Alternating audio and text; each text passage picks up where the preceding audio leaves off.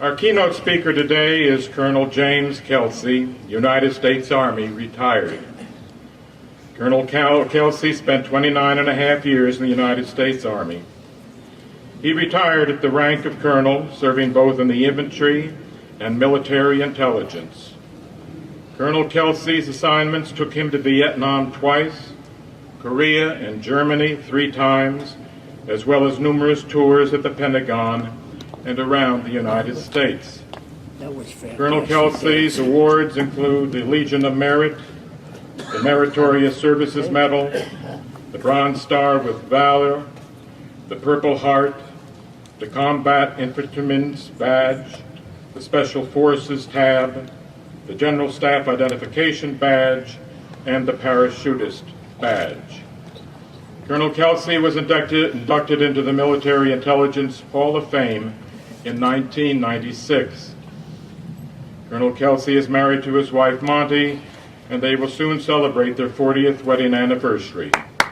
They have 2 daughters and 4 grandchildren, all residing in the greater Phoenix area.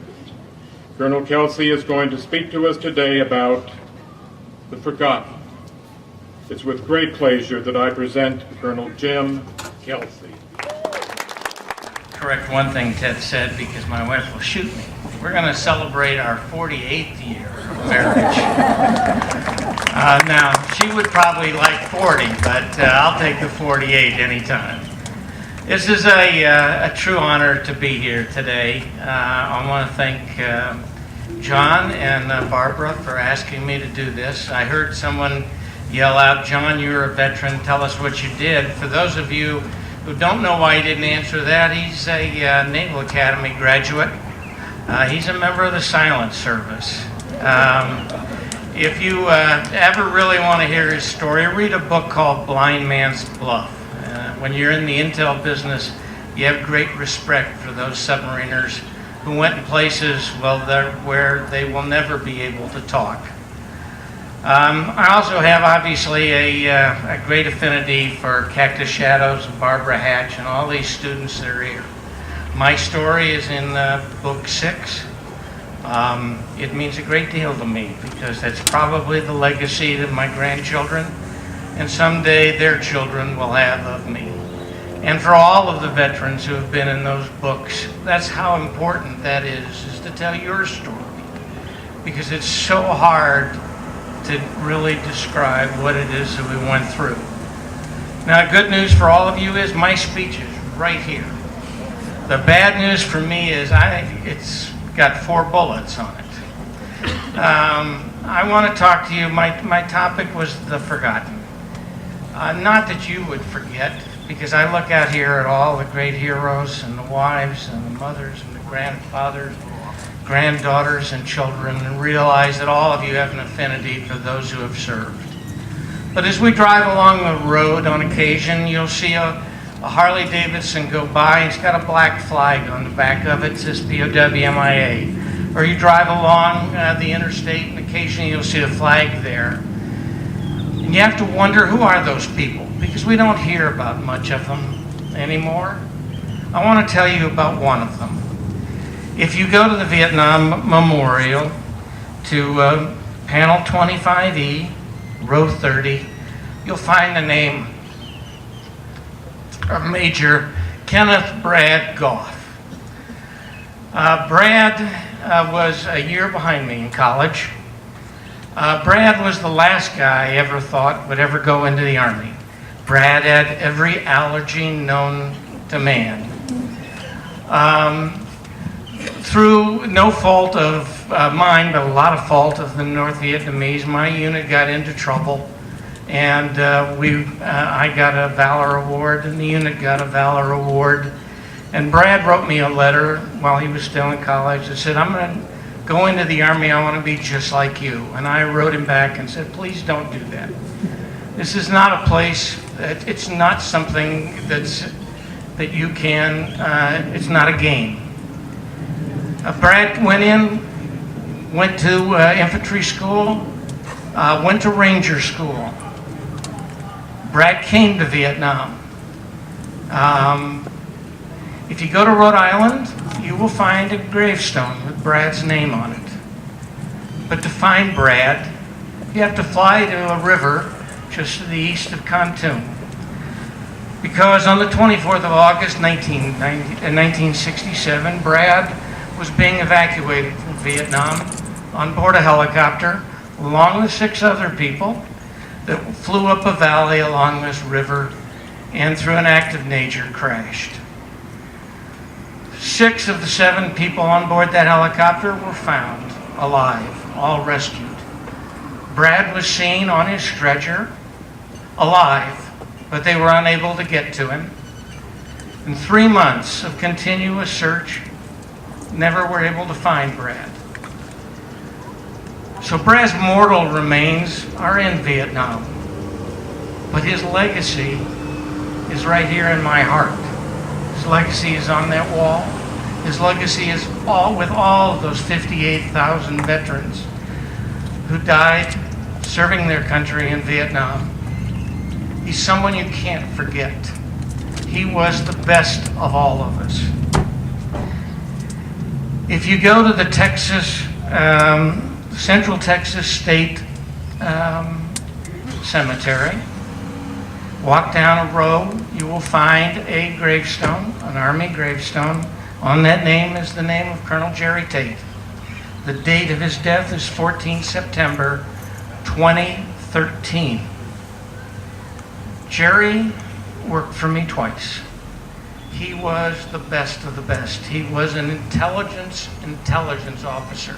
He was so good that the Army asked him to stay a year past his 30th year so that he could go to Afghanistan for the 3rd time and serve his nation. Unfortunately, when Jerry came home, he brought all the demons that he had with him. And in our business, in the intelligence business, it's extremely difficult to talk about what you do to anybody. Most of the time because, 1, they wouldn't believe it, and 2, because you're prescribed by law. And Jerry couldn't tell everybody what he did. He couldn't get past the fact that he was no longer fighting the good fight. He had retired. The Army had said, "Thank you very much. You've done your service to the nation. We no longer need you." And so on that September morning, Jerry took his own life. We have to remember that all people who fall in combat don't fall on the battlefield. They can fall years later to the memories that they carry with them and the difficulty of dealing with the horrors of war, the loss of camaraderie, the loss of friendship, the loss of being a member of a team, and sometimes the feeling that you no longer have value. We're here today because of men like Jerry Tate, who had great value, and he will not be forgotten. If you went to Paris today, bought yourself a bottle of wine and some cheese, sat on the bank of the Seine, you might find the wife of my great friend, who I actually do think is a captain, Gene Raffinelli. Gene lost his wife on the 21st of June of this year. Judy represents all of the wives, mothers, brothers, and sisters who have their own struggle to deal with, who have to deal with those of us who went. We always knew where we stood with our comrades. We knew we made it through the day. We knew that we would be alive to go out again tomorrow morning. But most of the families don't know that. In the days of World War II and Korea and Vietnam, they would read in the paper that their husband, brothers, sisters, unit was in combat and never know what their status was until they saw someone drive up and get out of an official vehicle. Or they got a letter from their loved one that said, "Made it another day." But then that night on the TV or on the radio would be another comment about another fight. So they've had their own struggle. And for all of us who went and fought and made it back, sometimes we forget that the bigger battle was at home. They had much more difficult things to do. We had a single mission. We generally knew who the enemy was, and we generally had something in our hands in which we could do something about it. So I say to my wife and my kids, and for all the mothers and brothers and sisters and fathers whose sons and daughters went off to war, you are as much of a veteran as I am. And last, but by no means least to me, is the purpose of why I'm standing here today.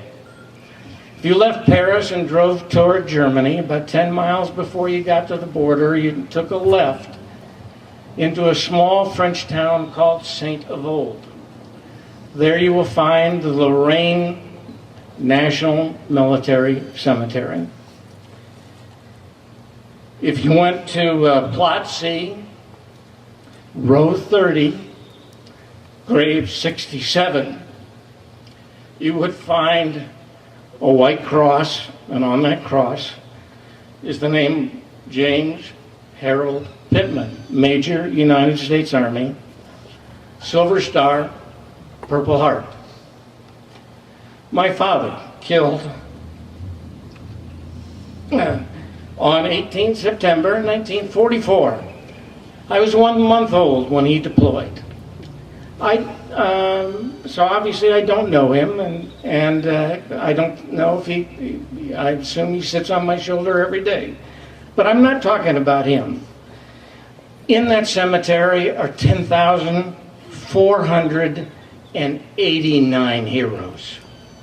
Around the world, in 24 military cemeteries, there are 124,905 heroes of this nation who we can't forget. Now, we all can't go to France. We all can't go to Belgium. We all can't go to Hawaii. But never forget that for the rest of our lives, and hopefully the rest of eternity, that hallowed ground contains the blood and the best that this country has to provide. And it's why we have such a spectacular military today. So I'm proud to be here. I am proud to represent all the vets, but I'm most proud to be the son of a vet. God bless you all. God bless America.